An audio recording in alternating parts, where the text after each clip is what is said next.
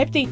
martā Tukuma bibliotēkā viesojās rakstniece Dace Judina ar draugiem, aktieri Andri Buli, Kristu Čaupolu un Sunīti Rego, lai tukumniekus tuvāk iepazīstinātu ar detektīvu romāniem no sērijas Izmeklē Anna Elizabete. Vakara gaitā apmeklētāji varēja baudīt Andra Buļa lasījumus, multimēdiju vīzijas un arī iespringt uz domāšanu, jo bija jāatšifrē anagrammas, jāatpazīst detektīvu romāni un detektīvu filmas.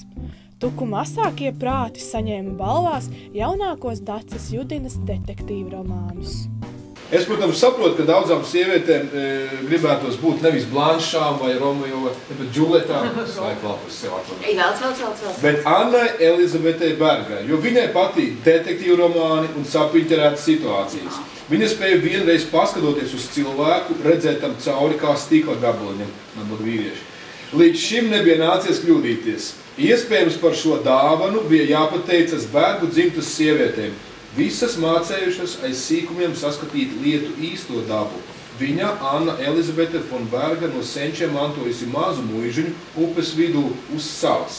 Neno kā nebaidās, dzīvo un darbojās pēc saviem noteikumiem, prot rīkot svētkus, taču vairāk par visu mīl klusumu. Pilnīgi droši varam teikt, ka šeit ir viss tā erudītākie Tukuma cilvēki, jo lasīt un sekot līdzi detektīviem, tam laikam jābūt tādam dzīvesveidam, ka tādai vēlmei, un tas, manuprāt, nav pats vieglākais veids, ko rakstīt.